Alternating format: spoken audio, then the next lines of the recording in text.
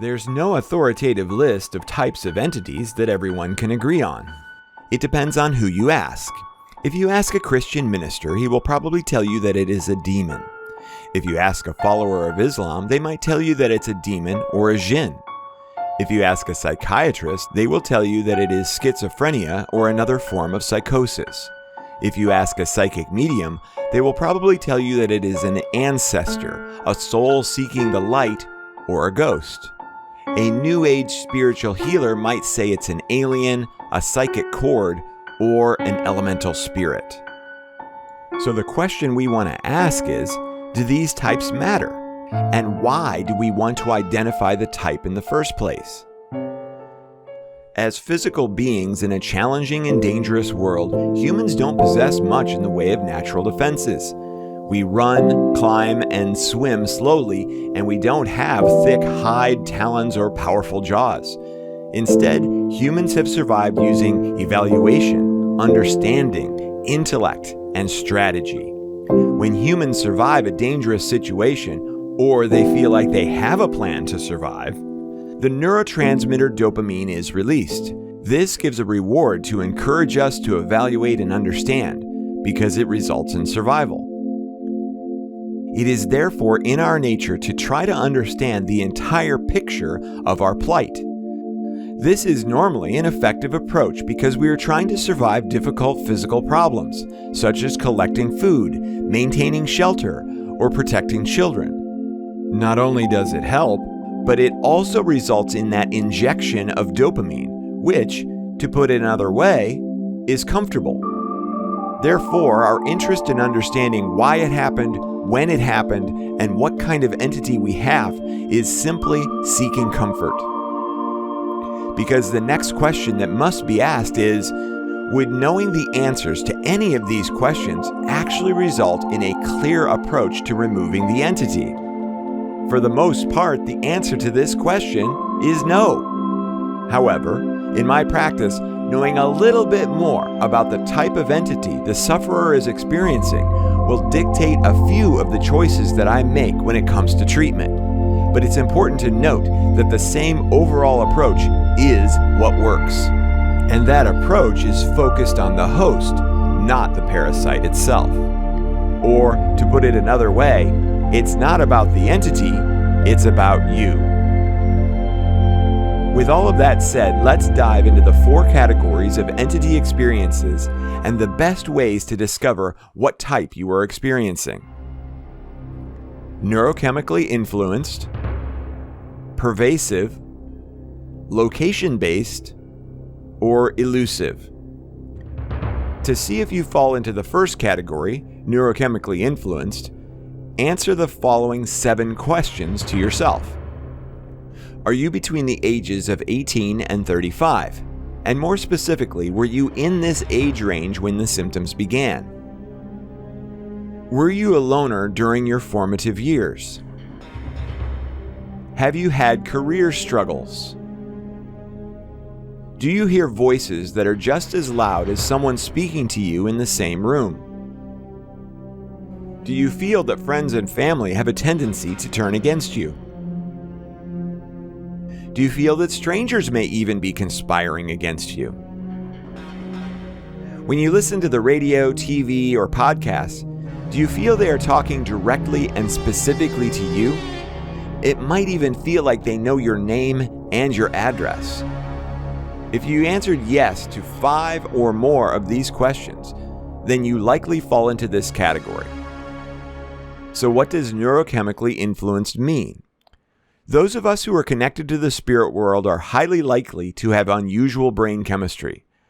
Usually this comes in the form of too much or too little dopamine. Dopamine is a neurotransmitter responsible for providing reward feedback for taking the best survival-based actions. However, science still does not fully understand the full spectrum of brain chemistry, and they have found that dopamine has many different functions and influences. An overabundance can cause severe stuttering, addiction, ADHD, poor impulse control, and schizophrenia. A deficiency of dopamine can cause Parkinson's disease, restless leg syndrome, depression, bipolar, and schizophrenia. Did you notice that schizophrenia is listed in both overabundance and deficiency? In my practice, I work with undiagnosed and diagnosed cases of schizophrenia and schizoaffective.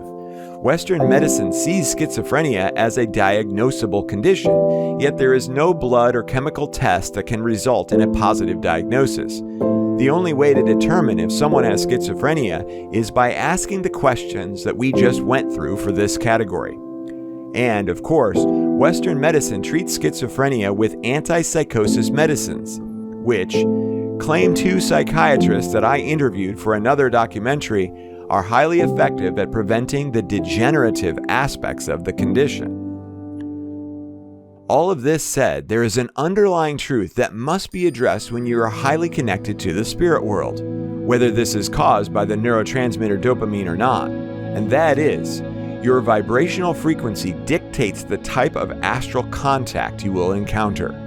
What I have seen is that even in cases of diagnosed schizophrenia, if the patient's vibrational frequency is high enough, they will encounter high-frequency contact from angels, guides, and overall positive spirits instead of negative entities. Unfortunately, this is not easy to achieve because other aspects of schizophrenia bring about negative emotions, doubts, and confusion, which makes keeping one's frequency high enough to maintain positive contact challenging but not impossible, with proper guidance and practice. If you did not fall into the category of neurochemically influenced, feel free to answer these questions to see if you have a pervasive entity or entities. Are you able to hear voices that are not your own? Are they as loud as someone talking to you in the same room? Are the voices talking to you constantly, chattering and distracting you from responsibilities like work or even disrupting your sleep? Did they, or do they still, tell you that they are here to help as your spirit guides or an archangel, but they do negative things to you such as berate you or cause you physical pain? If you answered yes to at least 3 of these questions, then your experience falls into pervasive. This category is the most difficult to resolve outside of neurochemically influenced. Once these spirits have invaded your energy field and have spun their tales of deceit and distraction, they become dug in. They will challenge you by constantly barraging you with the best tactics to push your buttons. Remember that their key to staying attached to you revolve around keeping your vibration low, making you afraid of them, frustrated with them, angry with them, and annoyed with them. They also need to maintain a position of authority or dominance over you. A key element to removing a pervasive or entities in general is by stepping into your power. More on this later. The third category is location-based. Please feel free to answer these questions to see if your experience falls into this category. Does the entity create sounds or physical disturbances, such as objects moving, shaking, or rattling, in a house or apartment that other people can also hear and experience? Does the entity cause attachment symptoms to all members of the household, not just yourself? Are many of the shared symptoms with other members of the household identical? If you leave the dwelling, do those signs and symptoms go away? If you answered yes to all of these questions, then your experience is definitely location-based. In some cases, these location-based entities can occasionally show up in another location for one of the inhabitants of the space. If this happens only on rare occasions, the spirit can still be considered location-based. But if this happens frequently, then it should be placed in a different category altogether. And finally, the last category is elusive. I named it elusive for a few reasons.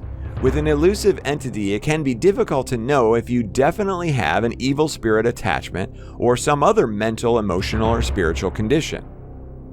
Also, the entity can come and go from a host, so the symptoms may not be consistent or measurable.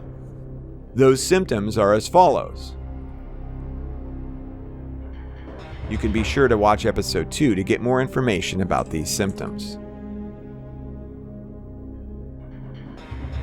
Hopefully you were able to identify the type of demonic attachment that you have been experiencing.